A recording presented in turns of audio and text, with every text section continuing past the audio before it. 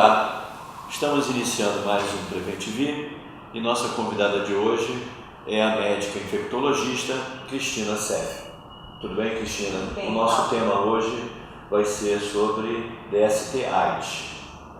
Então, iniciando essa conversa de prevenção, eu gostaria de perguntar como se prevenir e se tem algum tratamento para você não adquirir essa doença, AIDS, no caso, ou não AIDS, mas o DST, né? Eu gostaria que você falasse um pouco sobre isso. Então, vamos falar um pouquinho, começar pela infecção pelo HIV. Então, o HIV é uma doença já bastante discutida, bastante conhecida, as pessoas sabem que é transmitida por um vírus. A transmissão se dá particularmente na relação sexual, embora o HIV também possa ser transmitido da mãe para o bebê, ou dentro do útero, ou por aleitamento, ou no momento do nascimento, né? E eventualmente também é uma doença que pode ser transmitida com contato com o sangue, então o compartilhamento de seringas e agulhas, ou eventualmente um acidente dentro de um ambiente hospitalar, um ambiente de atendimento de saúde, né? Mas vamos... O sexo oral também faz parte disso? O sexo oral também. Então vamos falar da prevenção. Primeira coisa mais tradicional, né, Paulo? Que é o uso do preservativo, uma coisa que já vem se discutindo desde o início da epidemia. Então o uso do preservativo é sim hoje ainda a nossa maior arma, né? Porque o preservativo, além de prevenir a questão do HIV, ele também vai estar prevenindo as outras DSTs, como a sífilis, a gonorreia, a hepatite B. Então é uma arma importante na prevenção não só do HIV, como das DSTs de uma maneira geral. O preservativo ainda é sim a nossa principal arma. Mas a gente tem algumas novidades, digamos assim, nessa seara da prevenção do HIV. Tá? A mais importante delas, do meu ponto de vista, e é uma abordagem que está sendo feita tanto pelo Programa Nacional Brasileiro quanto pela Organização Mundial de Saúde, é o que vem se chamando de tratamento para prevenção. Tá? Já há alguns anos tem estudos científicos mostrando que se uma pessoa infectada pelo HIV realiza tratamento e esse tratamento é adequado e mantém o vírus controlado no sangue, né, o que a gente chama de carga viral indetectável, a chance de transmissão sexual é muito próxima de zero. Tá? Mas isso se for detectado no início? Não. Ou não? Não. Qualquer indivíduo que esteja tratando o HIV, tomando a medicação, tá? E que tenha o vírus controlado pelo medicamento, a chance dele transmitir para o seu parceiro sexual, né? Os estudos são com relação à heterossexual, mas já existem estudos sendo conduzidos nas relações anais também. A gente não tem os dados ainda, mas provavelmente também a gente vai ter uma diminuição muito significativa do risco. Uma outra coisa que é mais ou menos nova, Paulo, além da questão do preservativo, que já é antiga, é o tratamento preventivo, pós-exposição. Então, por exemplo, eu tive uma relação sexual ou desprotegida, ou aconteceu um acidente, essa camisinha que eu estava usando furou, soltou, enfim, aconteceu algum problema com o preservativo, a gente tem até 72 horas após a exposição para começar o medicamento do HIV, para tentar com isso evitar a transmissão. Então, vamos imaginar hipoteticamente um casal, um tem HIV, outro não, a pessoa que tem HIV não trata, usa a camisinha normal e a camisinha furou, ou naquele dia não usou.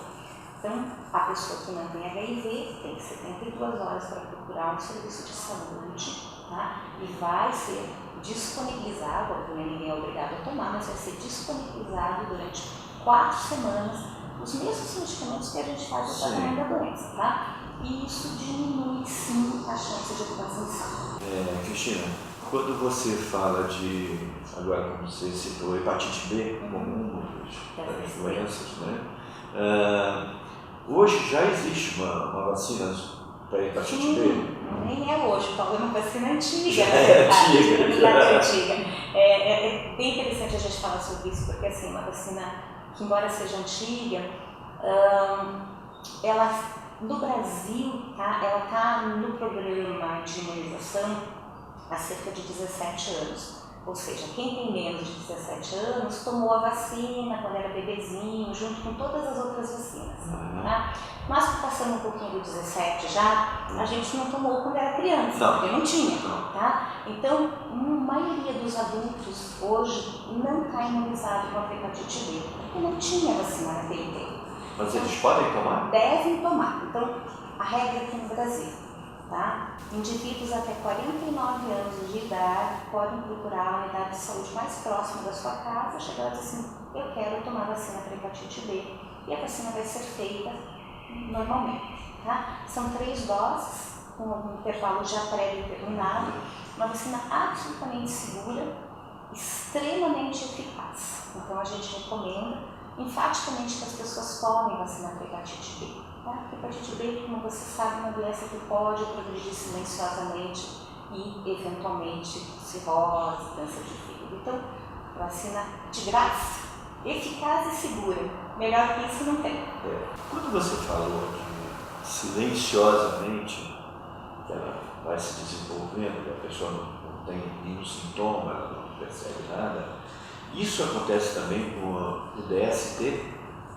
Com algumas. Quando você é infectado? Com algumas. Então, por exemplo, a própria infecção pelo HIV, né? A gente sabe que entre se infectar pelo HIV e adoecer pelo que a gente chama de AIDS, que é a doença, vai em média 10, 15 anos. Né? E nesse período que o indivíduo está assintomático, a única forma de saber que está infectado é pelo teste. Não tem uma outra alteração, nenhum outro sintoma que a pessoa possa imaginar que ela tem infecção pelo HIV. Então é importante que as pessoas, independente de qualquer coisa, façam o teste. Né? Porque uma vez por ano ou de 6 em 6 meses? Eu acho que aí depende de como é como que você, né, tem a sua vida sexual, se você usa preservativo sempre, ou se você não usa nunca. Eu acho que aí depende um pouquinho de como que é a tua vida pessoal. E assim, Paulo, uma coisa que eu queria falar, porque eu acho que é importante, é sífilis. A gente tem visto um aumento crescente do número de casos de sífilis. Lembrar que sífilis é uma DST que pode permanecer silenciosa, sem sintoma nenhum, durante 20 anos, causar danos graves, causar alteração de sistema nervoso central, demência, causar alteração do coração, né, faz aneurisma do coração. Então, sífilis é uma doença que a longo prazo pode ser grave e é silenciosa durante 10, 15, 20 anos. Só faz diagnóstico com exame, então isso é importante. Segunda coisa importante para sífilis é a transmissão da mãe para o bebê. Também é uma doença que se transmite da mãe para o bebê. A mãe não precisa estar doente, ela pode estar completamente assintomática. Só faz o diagnóstico se fizer teste. E se a mãe passar para o bebê durante a gestação, é dano grave, Paulo. Retardo mental, alteração óssea, surdez, cegueira. Essa criança nasce com essas alterações e são irreversíveis. Né? E existe tratamento. Então, se eu fizer o diagnóstico da sífilis durante a gestação, tratar essa gestante, essa criança nasce perfeita. Tá? Então, esse é um recado que eu acho importante. Essa é uma forma de prevenção. Sem dúvida, é uma forma de prevenção, porque eu estou prevenindo um dano grave numa criança irreversível, uma criança que vai ter um dano mental grave, né? E se tratar uma criança absolutamente normal e saudável.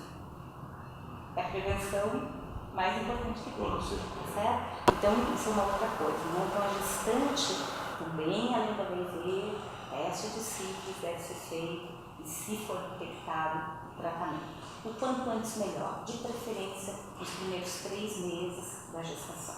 Tá? Esse é o momento melhor de garantir que essa criança não vai ter nenhuma complicação. Se o tratamento for tardio, a gente corre algum risco dessa criança ter essas malformações que eu comentei com você.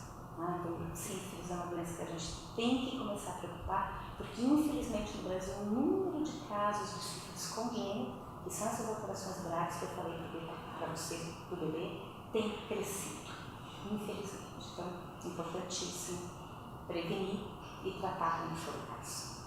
Cristina, nosso tempo já está terminando. E quais são as últimas considerações e informações que você ainda pode dar para o nosso espectador?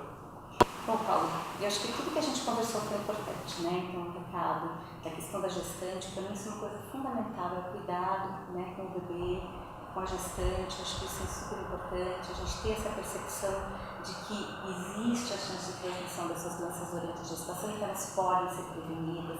A questão do sexo oral, Paulo, as pessoas parecem que não dão importância ao risco de transmissão de DST no sexo oral, tanto HIV quanto a sífilis podem ser transmitidas. Então, sexo oral com preservativo, com proteção, tá? Isso é fundamental. A gente tem visto que as pessoas às vezes se protegem no sexo insertivo, mas no sexo oral não se protegem. Então, isso também é um ponto importante que acho que a gente tem que ressaltar, né? E, finalmente, eu acho que a gente tem que entender aqui, né, que a gente realmente pode ter uma vida completamente normal, né, com a infecção pelo HIV, mas que a gente prevenir e não ter é melhor. Perfeito. Muito obrigado, Cristina. E assim terminamos mais um Preventivi e até o próximo.